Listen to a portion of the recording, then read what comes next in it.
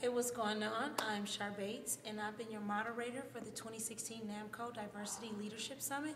And I'm actually sitting here with the beautiful ladies of AT&T. Thank you guys so much for being here today. Thank you. It's Such a pleasure. It's a great pleasure to be here. We appreciate you. I'd like to know, what was your favorite part about the summit today?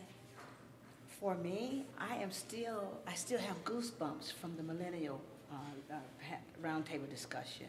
It was real, it was raw, it was relevant, and it compelled me to action. Yeah, I'm still, what echoes right now, a young man on the panel said, we hear them, but we don't listen. And so that's my key takeaway as a parent, as a leader, as a community activist, as someone who's helping build the future generation. We owe it to listen to them. So, I hear you, but you're not listening. So I'm compelled to do better as a mother, as a leader in this industry, based on that conversation today. They were real, they were raw, and they were amped up. That was a deep. That was a deep discussion and necessary. Yeah, and I have to say, as a mom too, what struck a chord with me is when the young girl said, we're not friends with our parents. Yes.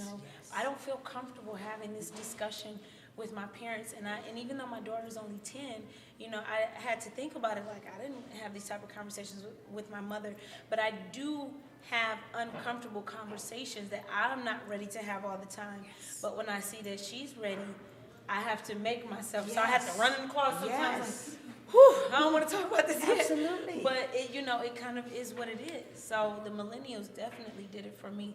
What was your favorite part? It was the millennials, but it was also what really resonated with me was what Pastor Wilson said about we're going to have to unfold our arms, turn our backs to them, turn our backs away from them, and our front exterior to them so we can talk to them. Yes. I work with young people a lot, and the reason that resonated with me because it allows me to put more effort in meeting them where they are. Yes. That doesn't take anything away from me if I meet them where they are. So we can exchange, not me talk at them or even to them, so we can exchange. There's a lot of work to be done in that area. That's powerful, Brenda. And I will tell you, we were just talking about being comfortable and uncomfortable. We have got to get used to being uncomfortable such that they can become comfortable, such that the necessary dialogue takes place. For sure. Because if we don't tell the story, they'll fill in the gaps, and we owe them the story. That's right.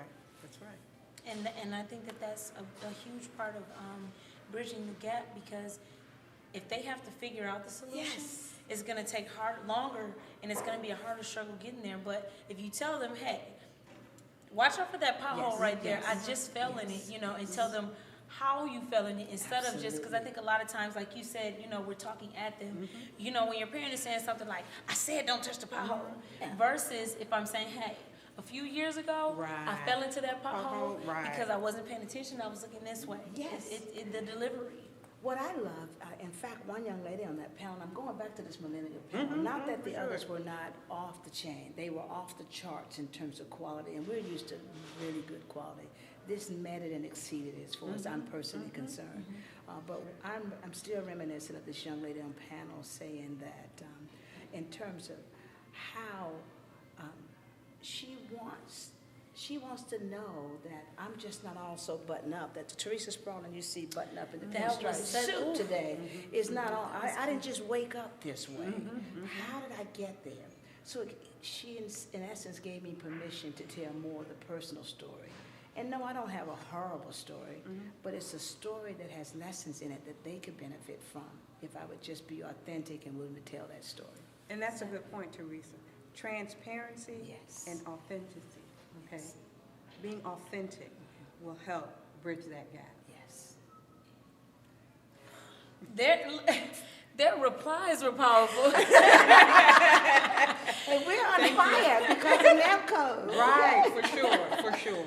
No, I mean, I don't think it's possible for you to experience the NAMCO Summit without you having some type of urgency.